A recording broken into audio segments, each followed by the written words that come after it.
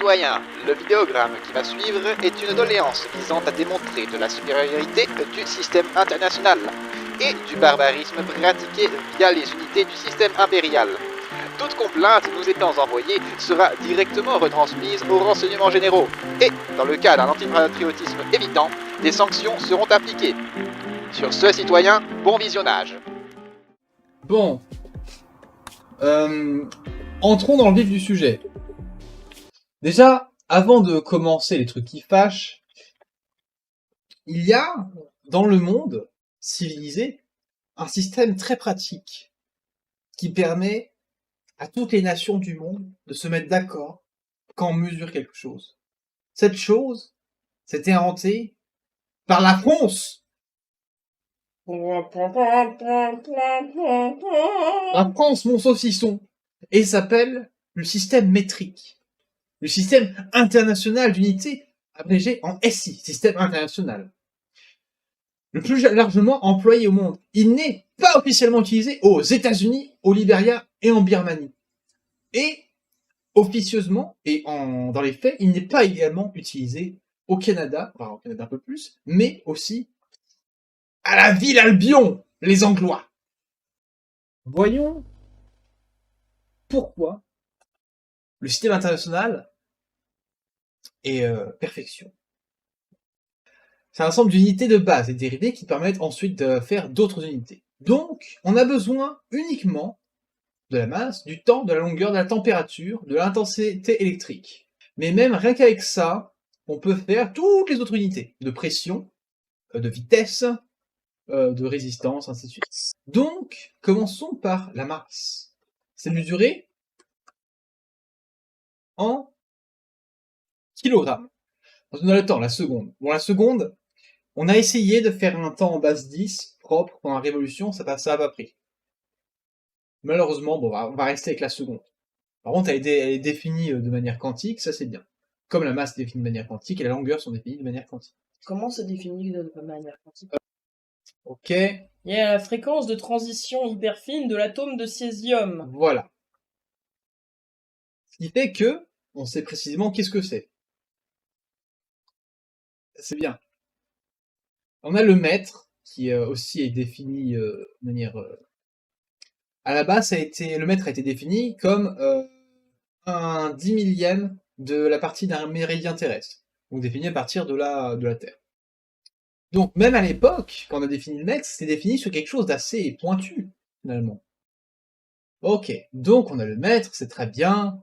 En température, on a quelque chose de très bien. On va parler des Kelvin. De toute façon, les degrés et les Kelvin, c'est pareil.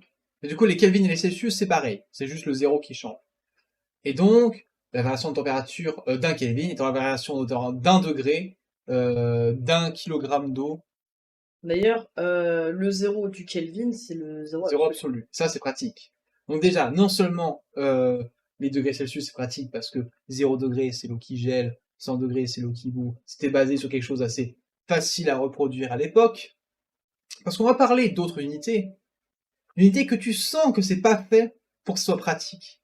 Que tu sens que ça a été fait arbitrairement par Pégu dans un vieux village avec une bouse de cheval et il s'est dit « Ah tiens, ça c'est parfait pour mesurer mes roues de carrosse, ouais !» Bah non, en fait. Je ne suis pas d'accord. C'est marrant, mais on sent pas du tout que tu parles des Fahrenheit. On va parler des Fahrenheit, et les Fahrenheit c'est peut-être le pire dans la liste. Ouais. Bon, c'est bien. On a notre kilogramme, notre seconde, notre mètre. Notre kilogramme, comment il est défini déjà, notre kilogramme? Réalisé à partir de la valeur fixée de la constante de Planck et à l'aide d'une balance de Tibble. Ça va être assez compliqué, mais la constante de Planck, c'est une constante, donc à partir de là, on sait qu'un kilogramme, c'est un kilogramme. Parce que oui, on ne peut pas se baser sur des poids réels, enfin sur des objets réels qui s'usent dans le temps, même s'ils sont conservés sous cloche, sous vide, ainsi de suite. Il faut qu'on ait quelque chose de plus précis. C'est pour ça qu'on a besoin de définition quantique, là c'est le cas, d'un truc qui ne change pas. Pour mesurer un angle, moi je préfère mesurer en radian. Le radian, c'est beaucoup plus pratique à gérer que les degrés. Oui. Parce que le radian, encore une fois, en fait, le degré, en fait, tu peux avoir une marge d'erreur dans ta mesure, etc. Alors que le radian, c'est mathématiquement calculer, et c'est toujours des dérivés de pi, donc c'est très simple à calculer. Et même pour faire tes formules de trigo et tes mesures de longueur à partir d'angle, t'as pas besoin de faire une conversion. Exactement. Donc les radians, c'est mathématiquement plus accurate. Alors pour mesurer la longueur d'un arc de cercle, tu fais l'angle radian fois le rayon. De pierre, machin truc, non, juste l'angle radian fois le rayon. Tu fais pas chier.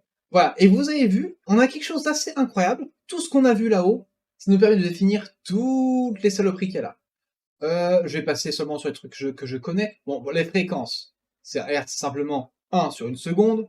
C'est-à-dire, si tu as 80 Hertz, ça veut dire que tu as 80 répétitions dans une seconde. Les newtons, c'est une force, donc c'est une masse fois une accélération. Donc, kilogramme, c'est notre masse, et notre accélération, c'est des mètres par seconde au carré. On a mètres par seconde encore. C'est évident. Une pression, c'est quoi? C'est une force exercée sur une surface. Donc, on a notre force comme ça, on les divise par des mètres carrés, ça nous fait des mètres divisé par des mètres carrés, ça nous fait des mètres moins 1. C'est logique. Ensuite, on part dans ce qui est transition entre le physique et l'électricité, t'as l'énergie, le joule, le travail, qui est définissable en newton par mètre, en newton mètre, c'est des pascal mètre cube. C'est pas que électrique d'ailleurs, c'est aussi mécanique. C'est mécanique et électrique, c'est ça. C'est pour ça que c'est entre les deux.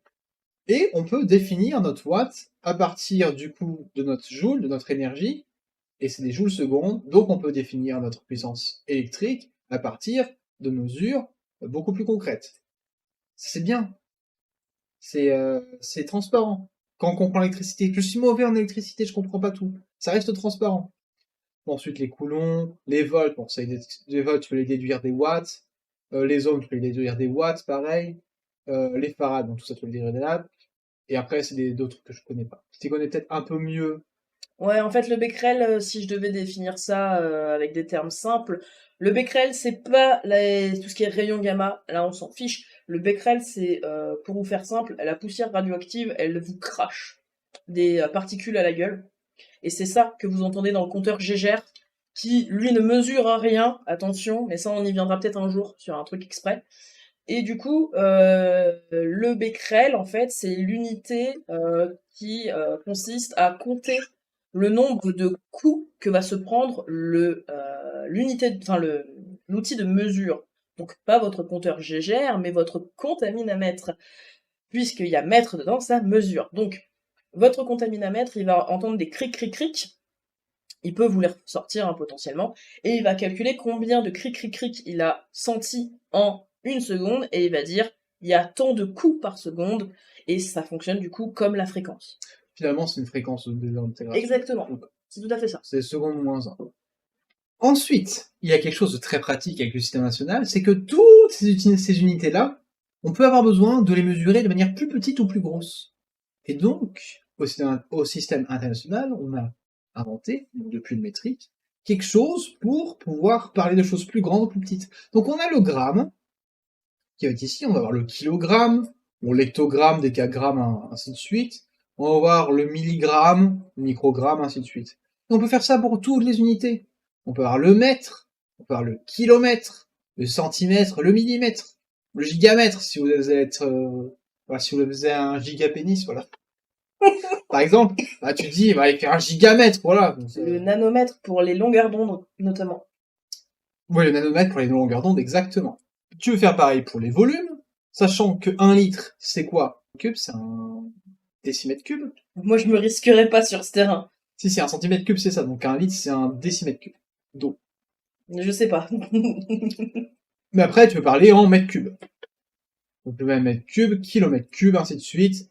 Et tu peux faire la même chose pour les litres. Donc tu as 1 litre. On peut faire pareil pour tout ce qui est finalement mesure de fréquence, gigahertz, hertz. Bon, ceux-là, j'avoue, je les avais jamais vus, je les connaissais pas. Je crois que j'ai déjà entendu parler du zeta. Ouais. Mais je crois que tout ce qui est zeta, etc., c'est pour tout ce qui est données informatiques. Et là où c'est intéressant, c'est quand même que le système international, il est international. Il est international, il est pratique. C'est facile de passer d'une unité à une autre, d'une grandeur, donc une dimension d'unité, à une autre plus petite, c'est très facile. Et dites-vous que si vous partez travailler avec le centre spatial chinois, eh ben vous utiliserez les mêmes unités de calcul, de mesure, etc. Donc vous parlerez pas la même langue, mais par écrit vous vous comprendrez.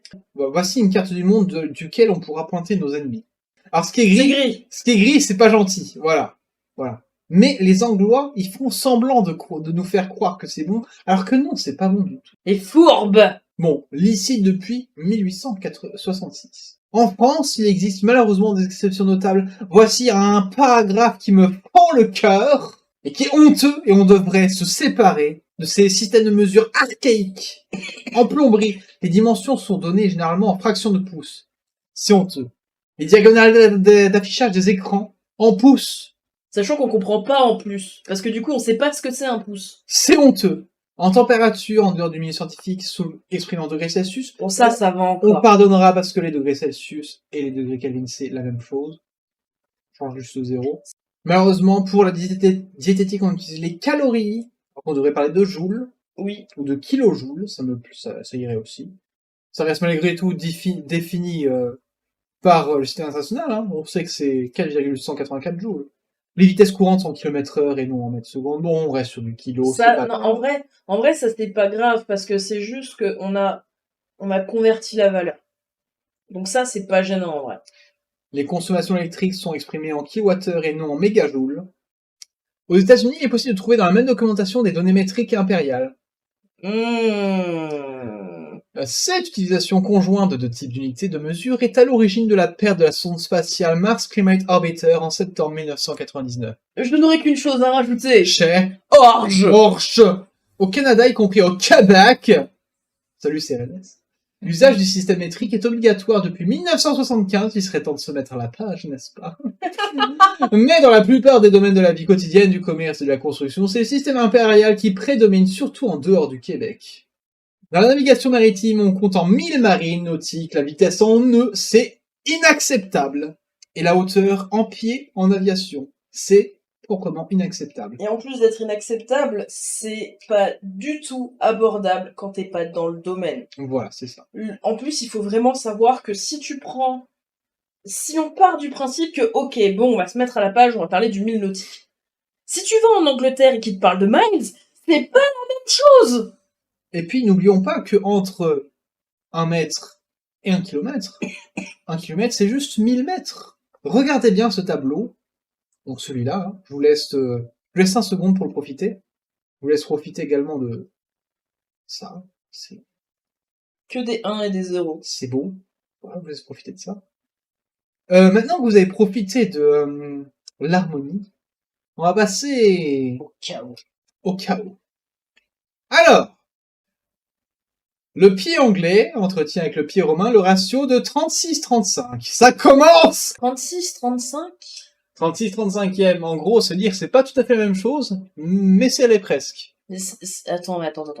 Au doigt T'es en mouillé. train de me dire que pour calculer le pied anglais, il faut déjà avoir réussi à calculer Le pied romain. Oui. Le pied romain, il est romain parce qu'il est probablement plus ancien. Comment tu vas me faire croire que c'est quelque chose de précis? Ça l'est pas. Ah, mais ça me rappelle un truc. Il y avait un livre où je comprenais pas, il y avait un truc, c'était genre, 15 pièces d'argent, ça fait une pièce d'or, 25 pièces d'or, ça fait un nickel, etc., etc. Et j'étais en mode, mais c'est incalculable, votre truc. Et là, j'ai vu que l'auteur était anglais, j'ai fait, ah ok, d'accord, je comprends mieux. Le conditionnel utilisé dès le premier paragraphe, sérieux. Oui. Parce qu'on sait, en fait, on sait pas d'où il vient le pied. C'est ça le problème. C'est que le pied, on sait pas d'où il vient. Ok, bon, situation actuelle. Depuis sa création, le système métrique a remplacé le système archaïque traditionnel d'unité de mesure de nombreux pays. Dans les années 1960, un programme de métrification a été lancé dans la plupart des pays anglophones.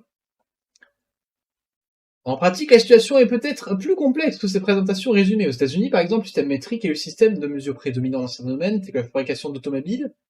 Je pense pas que ce soit tout à fait le cas, même si les unités traditionnelles restent utilisées dans la fabrication d'aéronefs. Retiens donc, je me demande ce qui est le plus dangereux entre une voiture qui tombe en panne Un avion qui tombe en panne. Mais on rappelle que les F-35, ils sont en maintenance 200 jours par an. C'est pour ça que les Rafales sont français. Voilà, il y en a un qui suit, hein. Tu vois, on a globalement dit à peu près la même chose, hein. Dans les anciennes colonies britanniques, la métrification est très avancée, mais certaines utilisations des mesures traditionnelles subsistent. En particulier au Canada. Bon, j'espère que vous êtes prêts mentalement. On va arriver dans un cauchemar. Commençons par le chapitre des longueurs. En fait, ça, c'est un live Halloween. Bon, oubliez l'équivalence SI, on s'en fout. On sait que ça n'a pas équivalent SI.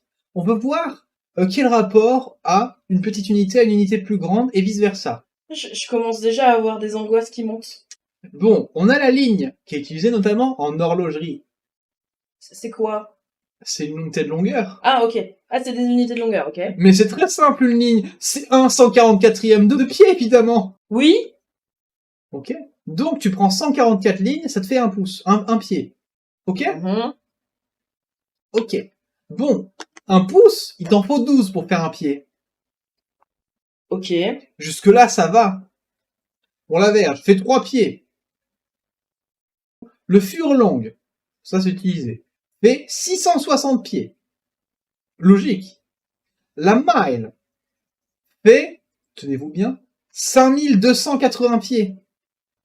Mais surtout qu'ils auraient pu dire, bon, on fait quelque chose de sympa, on dit qu'une mile, ouais, ça fait 5000 pieds. Non, non, non, 5280, et nique ta mère.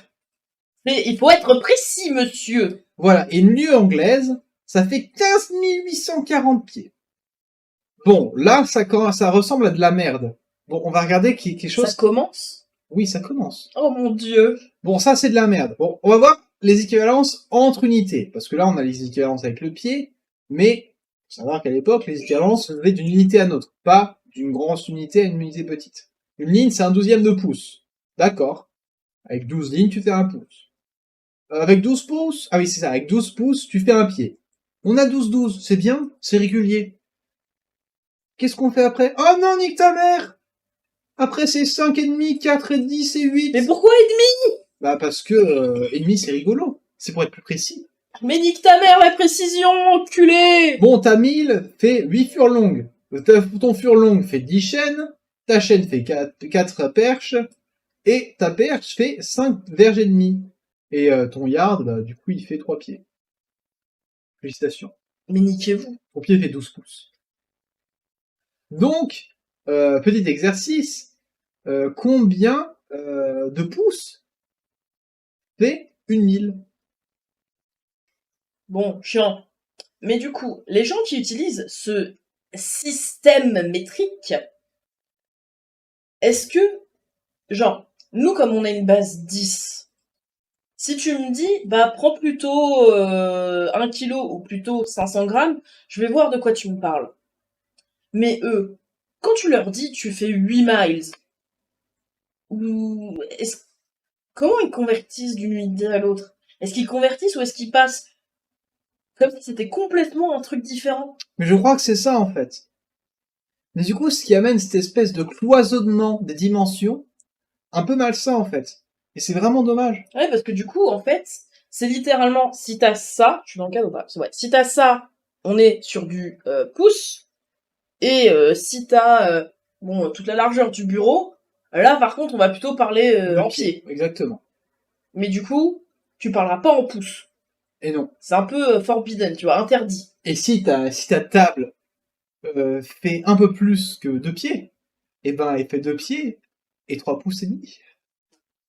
Ah ouais oui, c'est comme ça qu'ils donnent leur taille. Exactement. C'est comme ça qu'ils donnent leur taille. Alors c'est impossible à comprendre quand vous regardez des présentations de personnages américains et que ça vous donne, il fait 5 pouces et non, 5 pieds et 7 pouces ou des conneries comme ça. C'est un enfer, c'est incompréhensible. J'ai probablement dit que le mec faisait 5 mètres, mais c'est pas grave. Et tu peux pas dire que tu fais 4 pieds et demi. Non, non, tu fais 4 pieds. Non, 4 pieds et demi, ça fait vraiment un nain. Bon, tu peux pas dire que tu fais 5 pieds et demi. Non, non. Tu fais 5 pieds et 6 pouces. Nique ta mère. Alors, pour la réponse, une mille ou une mile, ça fait 63 360 pouces. Au secours! J'espère que vous êtes contents. J'ai pris une calculatrice, hein. Faut faire le calcul de 5281 divisé par 1/12 pour avoir en pouces. C'est ça que t'as fait? Bah, visiblement, c'était ce qu'il avait trouvé, donc... Bah, en fait, tu fais 5280 fois 12, parce que tu sais que dans un pied, on a 12. Ouais, mais du coup, c'est ça, c'est le calcul qu'il a fait. Parce qu'il a divisé par 1/12, Ah, ce qui très bien. revient à multiplier par 12. Je vous ai pas demandé un truc trop compliqué, ça. Bon, le pouce, le pied et le mile sont les unités principales. Voilà.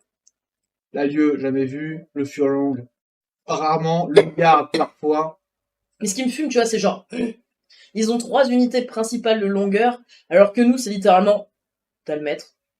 Et c'est dérivé, c'est tout.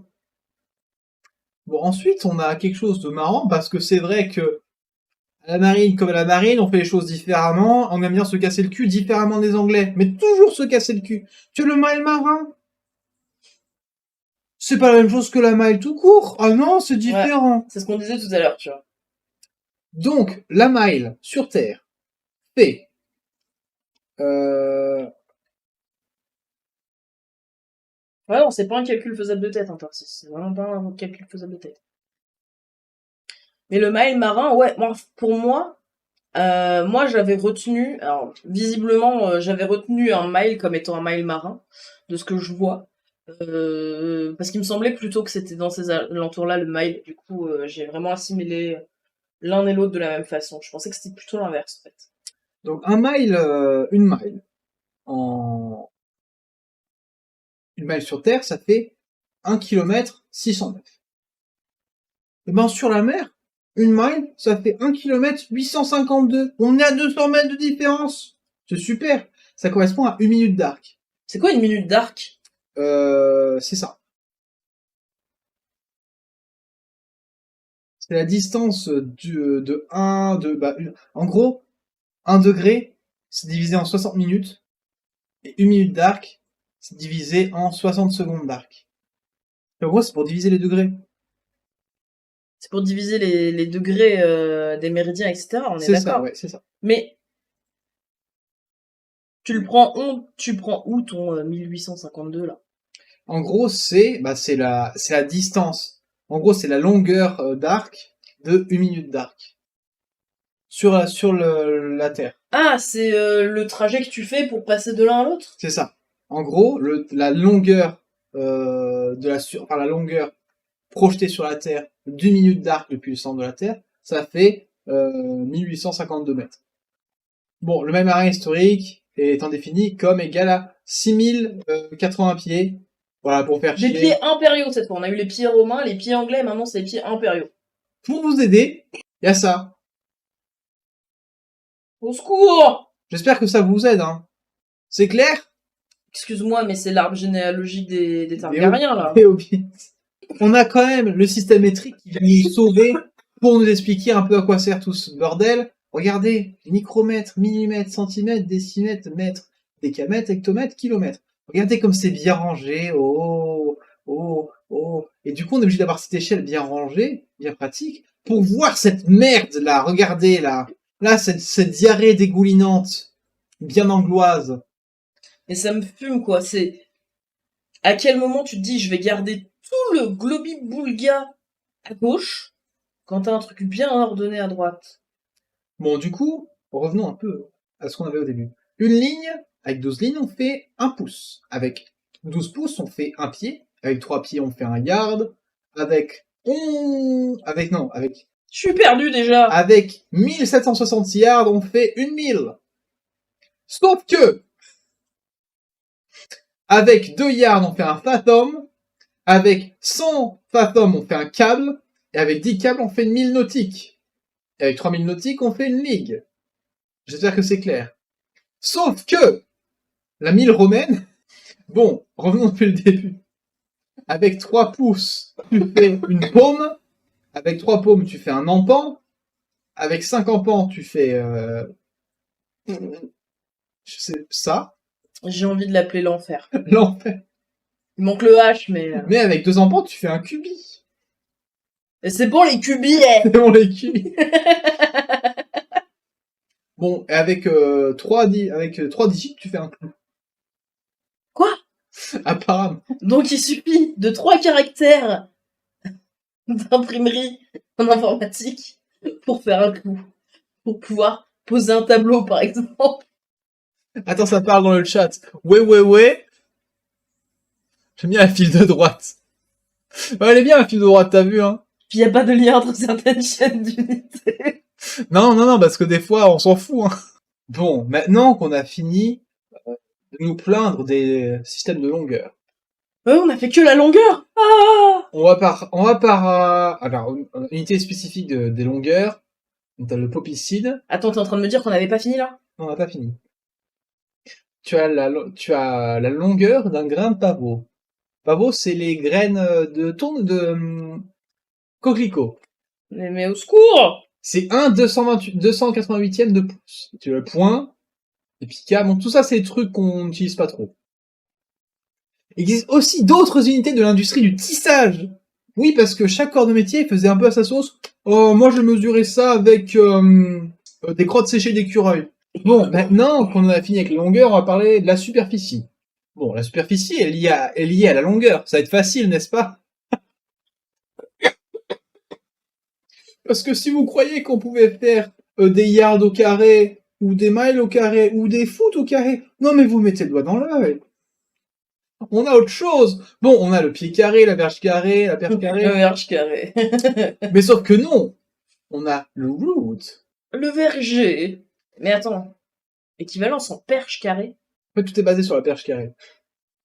On a Attends. Tout à l'heure, tout était basé sur le pouce ou le foot. tout à l'heure, tout est basé sur le foot. Et là, tu la calcules comment, ta perche carrée? Ta perche, eh ben en fait, ta perche, c'est, c'est ça. Ta perche, c'est 16 pieds et demi.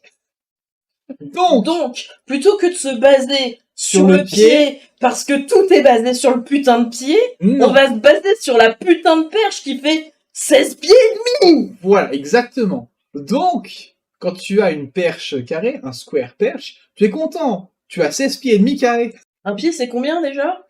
Un pied, ça fait 30 centimètres. Donc t'as 16 fois 30 cm au carré.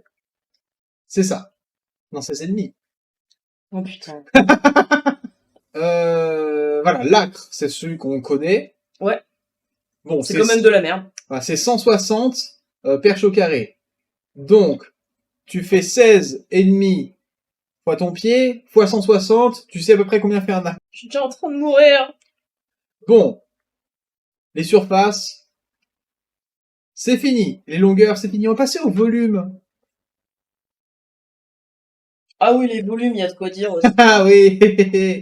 Bon, les termes anglais doivent être traduits avec prudence car ceux-ci peuvent correspondre aux unités impériales anglaises ou aux unités utilisées aux États-Unis. Ah oui, parce que là, en plus, ils sont pas d'accord entre eux. Oui, regarde. US, UK, US, UK. Mais qu'ils aillent se faire foutre. Bon, équivalence en gallon liquide, équivalence en pouces cubes. Bon. Pourquoi cette fois on est en pouces? Bon, on a des trucs basés sur les pieds, on a des trucs basés sur la verge, on a des trucs basés sur le gallon. Bon, c'est quoi Alors, un je suis gallon? désolée, mais je vais sortir du contexte que t'as dit. T'as dit qu'il y avait des trucs basés sur les pieds et sur la verge. Ouais. Voilà. Non, c'est des sacrés fétichistes, les Anglais. Hein. Ouais, non, mais... Le gallon liquide. Parce qu'il y a le galon solide. Alors déjà, moi, j'arrive pas à comprendre, en fait. Ce que j'avais compris pendant un temps, on va se moquer des ricains. Pareil. Qu'à cela ne tienne, c'est de bonne guerre. Bon, notre gallon ricain fait exactement 231 pouces cubes. Logique. Bien sûr. Voilà. Notre quart, c'est un quart de gallon. Oh! Ils ont été logiques! Putain.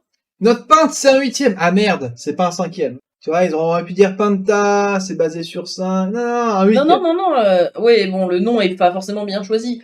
Mais, techniquement, il y a déjà un lien. Il y a une certaine logique. On divise par 2, on divise par 4, puis on divise par 2, puis on divise par 4. Bon, la guille, c'est 1 32e de gallon. Bon. Ok. Ensuite, bon, le pec, on s'en fout. Le boisseau, on s'en fout. La barrique. Le pec, c'est ça. Ah! Voilà. La barrique, c'est 31,5. Ouais. Non, parce que c'est trop pratique si c'était un truc... Attends, ils avaient presque tout bien fait. Il fallait bien qu'ils merdent quelque part. Bon, le drachme, bon, tout ça, on s'en fout. Ah oui, l'once fluide. Parce que tu as l'once liquide et l'once fluide. C'est quoi la Ah non, différence? tu as l'once en masse et l'once fluide. On n'a pas les masses. Où sont les masses? Est-ce que on peut... J'ai presque envie de saboter leur Wikipédia. Les volumes pour des trucs secs. Voilà. Mais pourquoi vous Les faites la volumes pour différence? des liquides. Pourquoi vous faites la différence? Ah, l'once fluide. Voilà. Du coup, un quart, c'est un quart de gallon. Une pinte, c'est un deuxième de quart. Une once fluide, c'est un 16e de pinte. Et un drachme un drachme, c'est un 8e d'once fluide. Logique. Masse. Alors l'once, parce que tu as l'once en volume, et puis tu as l'once. Masse. Alors, une On avait livre. plus d'idées. Bah ouais, forcément, vous en avez mis 300 milliards dans les mètres. Une livre, c'est 16 onces. Une pierre, c'est 14, enfin une stone UK, c'est 14 livres. Et une tonne, c'est 2000 livres. Ah, les chevaux, ça pourrait être bien d'en parler aussi. Ouais, les chevaux, ce serait bien de s'en débarrasser. Parce que je comprends rien quand on me parle de chevaux. Par exemple, tu me dis, bon, la voiture, elle fait 745 watts, ok. Non, Joule. non, pas ok. Au joule, ouais. Joule. Sorry. Non, au joule heure. Au joule seconde. C'est vrai que tu me parles de chevaux, mais qu'est-ce que j'en sais, moi, je comprends rien. Et après, t'as les chevaux fiscaux, en plus. Masse. On va voir masse, parce qu'il y a des choses à dire. Unité de masse. Low battery. Please charge. Oui. Ta gueule, l'enceinte! Unité de mesure anglo-saxonne, blablabla. Tasse. C'est pas fini. La tasse est une utilité de volume utilisée en cuisine. Parce que comme c'était pas assez simple, il faut qu'ils aillent dans la cuisine. La place de la tasse, c'est à la cuisine! Je vous rappelle, qui est le leader mondial de la cuisine? Certainement pas les États-Unis! La France. Non, peut-être pas. Alors, dans le système de mesure impériale, il est défini comme une demi-pinte, soit 10 onces liquide impériales, évidemment. Mais attends un moment, mais on s'en branle des onces liquides, là. Mais dans c'est le pas système de forcément mesure liquide. américain, c'est défini comme une demi-pinte, mais 8 onces liquide américaines. Au secours! Ah, parce que le système de mesure américain. Ah oui, c'est vrai. Ah, il y a tout ça à dire, dis donc. J'ai envie de crever! Bon, inch, foot, yard, mile, ça n'a pas changé. Link, rod, chain, furlong, league, ça n'a pas changé. Python, ok. Alors. Ah, volume. Un minimum, c'est une goutte. Ou 0,95 grains d'eau. Ah, parce que 0,95 grains, c'est une masse. C'est une mesure de masse aussi. Mais du coup, pourquoi tu dis pas juste une goutte? Bah, c'est une goutte. Oui, mais du coup, pourquoi t'as une unité pour dire goutte? Je ne sais pas. Le principe d'une unité, c'est de pas avoir besoin de dire goutte, c'est une unité! Et j'aime bien, genre, ça c'est une unité, un minime, c'est à peu près une goutte. Hein. À peu près. Hein. Évidemment, toutes les gouttes font la même taille. Hein. C'est logique. Alors, une once, un drachme fluide, c'est 60 minutes. Un 60 minime. Donc c'est 60 gouttes. C'est ça, 60 gouttes. Une... Du coup, 60 gouttes, mais identiques. Identique. Ah oui, ça va que ce soit les mêmes. Je vous mets au défi de me trouver 60 gouttes identiques. Une cuillère à thé, c'est 80 gouttes. Une cuillère de table, une cuillère à soupe, c'est 3 cuillères à thé. Ou 4 drachmes fluides. Une once fluide, c'est 2 cuillères à soupe. Ou à peu près en average, donc en moyenne, 1,08, 0,408 onces fluide d'eau. Un shot, c'est 3 cuillères à soupe. Les shots, c'est des shots de vodka, non? Un gill, c'est pas un gallon, c'est pas la même chose le gill. C'est 4 onces fluides. Une cup, donc c'est une tasse, c'est 2 gills. Ensuite, une pinte, c'est 2 cuillères, c'est 2 CP, donc c'est 2 cups. Ok, là ça va. Donc là ça va. Une pinte, c'est 2 cups. Un quart, c'est 2 pintes. Un gallon, c'est 4 quarts. Le quart, ça c'est bien. C'est bon le 4 Tu vois, quarts. ici, je serais presque pas en colère. C'est bon Pourquoi le 4 quarts, il y a du beurre. Le 4 quarts, c'est bon avec du beurre. Un baril, c'est 31,5 gallons. Mais pourquoi? Pas 31, pas 32, non 31,5. Et de la même façon, c'est qui le connard qui s'est dit ah, vas-y, je vais remplir le bidon là avec des gallons, hein, ça va me prendre 4 heures, et ça va être gaulerie, et on en fera une unité de mesure. À 31,5 gallons ou bien une demi-tête de porc. Hog's head. Hein. Tête de lard. Tête de porc. Tête de lard. Non, c'est même pas, c'est un demi-tête de lard. Hein. Logique. Et un baril d'huile, c'est pas la même chose qu'un baril normal. C'est 42 gallons. Et pourtant, on n'a pas vu tout. On n'a pas tout. Il y a tellement pire. Ça peut aller beaucoup plus loin. Pour ce qui est des masses, on en a parlé un petit peu. À peine. À peine. Parce qu'il y a l'once fluide tout à l'heure. Mais l'once, ça peut aussi être une masse. Bon, une once, c'est 1/16e de livre. Une pierre, une stone, c'est 14 livres. Tout à l'heure, c'était 12, c'est bizarre. Un quart, c'est 28 livres. Un quintal long, parce qu'apparemment, t'as le quintal court, peut-être. C'est 4 quarts. Une tonne, c'est 20 quintolons, ou bien 2240 livres. Ah, donc ça, c'est pour les Royaume-Uni, UK. Et pour les Américains, c'est pas pareil. Je vais pas tout lire, hein, je vous laisse aviser. J'ai la tête qui tourne. En fait, c'est dingue parce que ça donne le tournis tellement il y en a. Globalement, c'est comme si vous vous retrouviez devant toutes les décimales de pi. Enfin, toutes, c'est pas possible, mais genre devant 10 milliards de décimales de pi. Ça vous donne le tournis de la même façon. Pourquoi une stone, c'est 14 livres et le quart, le plus simple, c'est le double d'une livre? Pourquoi on s'est battu 100 ans contre les Anglais, à ton avis? Parce qu'ils sont cons. En Bon. même temps, je vous rappelle qu'on parle du peuple qui mange des œufs au vinaigre. Oui. Quelle bande de dégénérés. Passons au dessert. Le dessert au caca. Le degré Fahrenheit. Gâteau à la mer. Oh non, gâteau à la merde, avec du gravier. Faut tout manger, hein, jusqu'à la dernière cuillère. Oh. Le pire, c'est le degré Fahrenheit.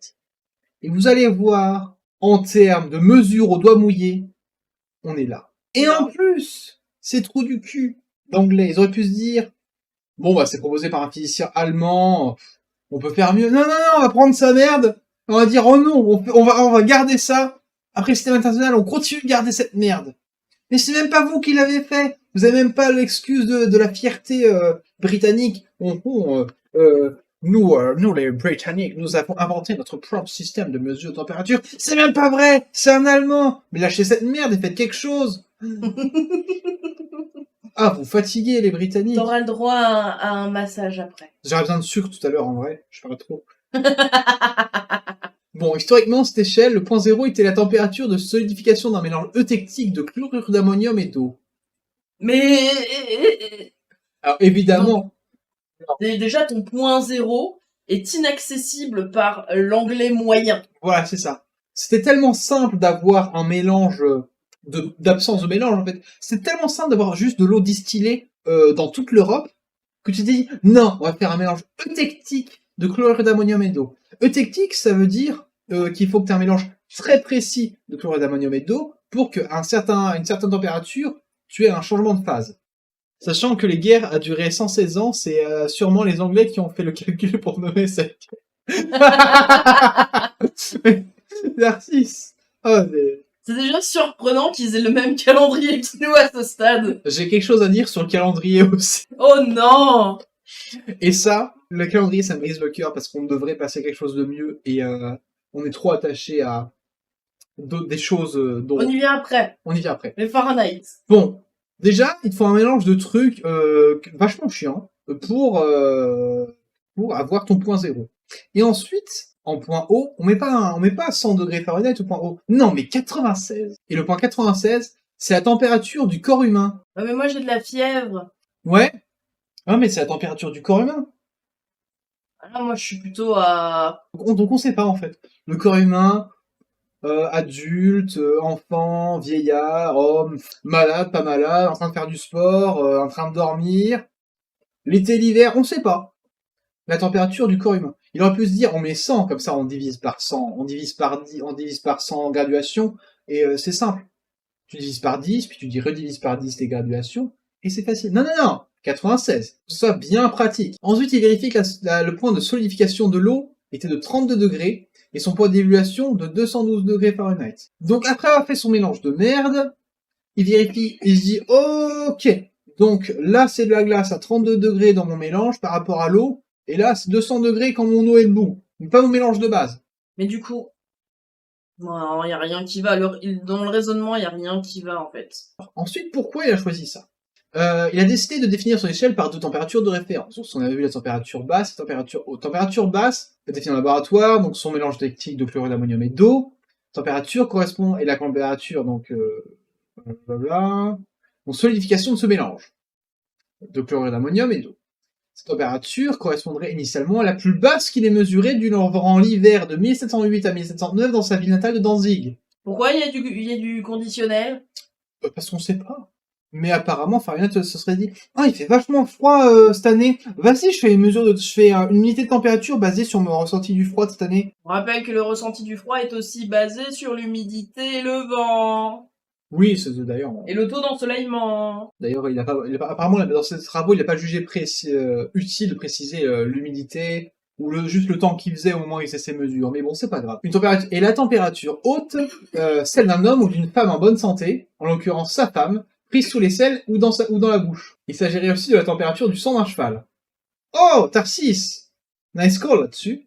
Ensuite, on se dit, bon, c'est pratique de diviser nos degrés en 10, puis ensuite en 10 à nouveau, comme ça, on peut faire nos unités, nos décimales, ainsi de suite. Non! Il décide de diviser l'intervalle en 12 unités. Oh, un éclair de génie! Il a dit de diviser en 8 unités, en 8 degrés. Oh, quel malin! Alors, La différence entre les 2 températures de référence est dès lors fixée à 12 fois 8, soit 96 degrés. ça me fume, c'est... Oh, regarde, en 12, c'est fun. Oh non, attends, je vais sous-diviser en 8. Mec, t'aurais divisé en 10, ça revenait au même. Non, c'est-à-dire entre 0 et 96, en fait, entre 0 et sa mesure haute, il se dit, ok, je vais diviser en 12 parties, ensuite il diviser en 8. Comme ça fait 96, et c'est propre. Il aurait pu se dire, oh non, je divise en 10, puis en 10, comme ça me fait 100. Non, non, 12 et 8. Un grand malin. Ensuite, il observa que, dans son échelle, l'eau gèle à la pression. Bon, après, il fait des mesures de l'ébullition et de la solidification de l'eau, et il met ça comme point de référence à côté. Pourquoi pas? Ça va être plus précis sur sa propre mesure de mer. Après, techniquement, si je peux apporter un petit point sur le degré Celsius, il faut savoir aussi que, effectivement, on dit que le 0, c'est quand l'eau, elle gèle à une pression atmosphérique dite normale. Ce qui, en soi, ne veut rien dire. Oui. Donc bon. Le Celsius, c'est pas tout à fait blanc non plus. Bon, l'échelle Fahrenheit est définie actuellement par une correspondance avec l'échelle de Kelvin. Oh, comme c'est bizarre! Oh, l'échelle Fahrenheit, c'est tellement casse-gueule qu'on est obligé de la définir via le système international. Et pour l'équivalence, pour les 2 échelles. Et puis là, pour les Fahrenheit, on a juste 0. Et après, on a que de la merde. On n'a pas de points de points pratiques. Quelques points d'alignement Fahrenheit. Bon, par rapport au Kelvin, donc 0 Kelvin, c'est moins 459,67 degrés. 0 degré. Donc, quand il fait 32 Fahrenheit, il fait froid. Quand il fait 14 Fahrenheit, il fait très froid. Quand il fait 50 Fahrenheit, il fait frais. Quand il fait 68 Fahrenheit, il fait bon. Quand il fait 86 Fahrenheit, il fait très chaud. Et quand il fait 104 Fahrenheit, T'es mort. c'est l'Australie. Ok?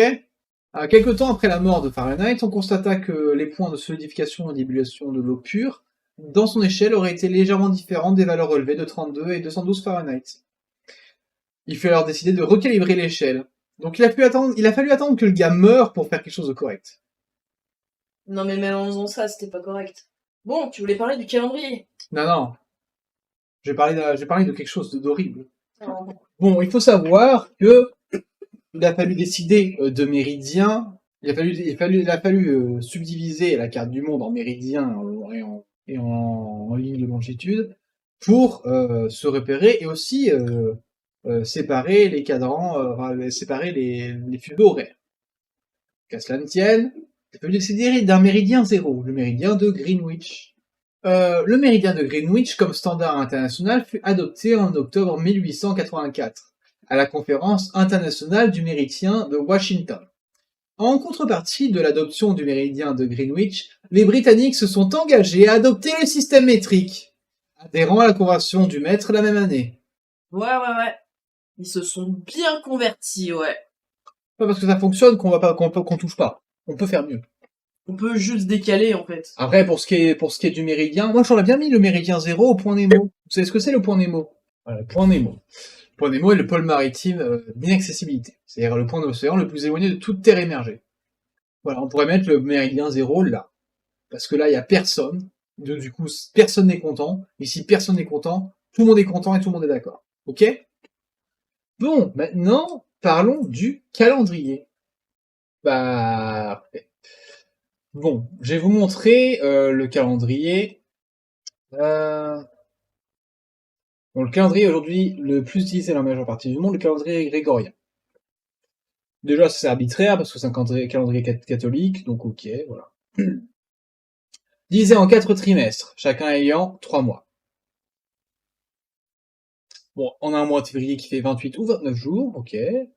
Bon, pour compenser, janvier et mars font 31 jours. On a des mois qui font 30 ou 31 jours, ou 28 ou 29, c'est bien. On a le deuxième et troisième trimestre qui font 92 jours, le deuxième trimestre qui en fait 91, et le premier qui en fait 90 ou 91. C'est pratique. Chaque année, le numéro des jours ne correspond pas à un jour de la semaine.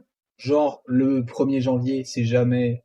On sait pas si c'est un lundi, un mardi, un mercredi, un jeudi, un vendredi, un samedi ou un dimanche. Ça change tous les ans. Du coup, le mois de janvier, on sait pas s'il commence un lundi ou un vendredi. Les années bissextiles, on rajoute un jour au mois de février. Tous les 4 ans. Tous les 4 ans. Bon, pour là, c'est pratique, hein. Ok. Donc voilà. Voilà ce qu'on a actuellement. Bon, l'année commence un dimanche. Pratique, hein, commencer un dimanche. Bon, ok. Et le mois de janvier se termine un mardi. Ok. Février, bon, il est raccourci de 3 jours par rapport aux autres. C'est moche. Là, on a des trous. On a là. On a des semaines qui sont chevauchantes sur 2 mois. C'est de la merde. Regardez ça. C'est un calendrier lunaire? Oui. Si on veut. Pas tout à fait parce que ça fait pas tout à fait 28 jours, un cycle lunaire. C'est un peu décalé, mais le calendrier était basé sur les lunes parce que c'était quand même ce qu'il y avait d'assez fixe.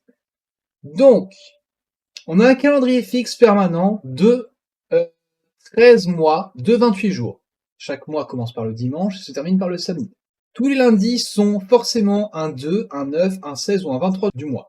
Tous les dimanches sont forcément un 7e, un 14e, un 21e ou un 28e du mois. Tous nos mois font la même durée de jours. À la fin de l'année, on a le jour du nouvel an, qui est forcément férié, et qui est double le jour des années bissextiles. Vous n'avez plus besoin de réfléchir, on a juste ça. Pas besoin de se dire, oh ce mois-ci c'est 30 ou 31 jours. Je sais pas. On se débarrasse de janvier, février, mars, avril, mai, juin. On s'en débarrasse, on dit premier mois, deuxième mois, cinquième mois. On s'en fout, on fait comme les japonais. Ichigatsu, Nigatsu, c'est très bien. C'est premier mois, deuxième mois. Pourquoi on se fait chier avec un truc archaïque comme ça? Moi, ça me rend triste. Moi, ça trigger mon aspect psychorigide de tout ranger. Et moi, quand je vois ça, je suis content. Moi, je vais rajouter des points positifs. Ouais. Moi, je suis convaincu par ce calendrier pour d'autres raisons en plus de celles que tu as exposées. Moi, le côté harmonisé, c'est pratique, mais c'est pas un critère de choix.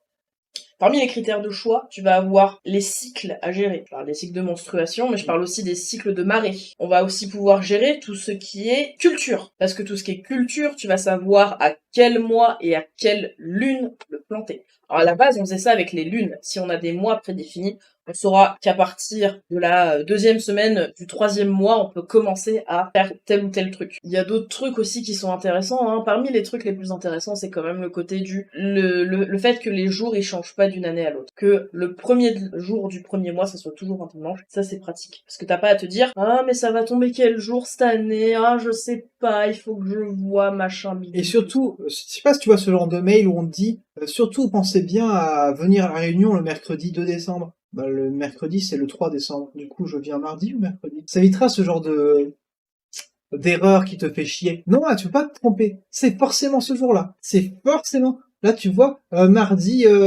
c'est forcément le 3. Ou alors c'est le 10. Et du coup, si tu dis le 3, bah c'est mardi. Tu pourras plus te tromper au fur et à mesure. Au bout d'un moment. Donnez-moi une seule excuse pour qu'on garde le calendrier grégorien du cul. Donnez-moi une seule raison. Mais c'est pas parce que ça fonctionnait jusque-là qu'il faut pas le changer. On peut faire mieux. Bon, du coup, nous, on va s'arrêter là. Oui, ce serait la fatigue. C'est très la fatigue. C'est fatigant d'essayer de montrer à quel point les Anglais sont cons. Voilà. Sur ce, on va s'arrêter là. Au revoir. Des bisous.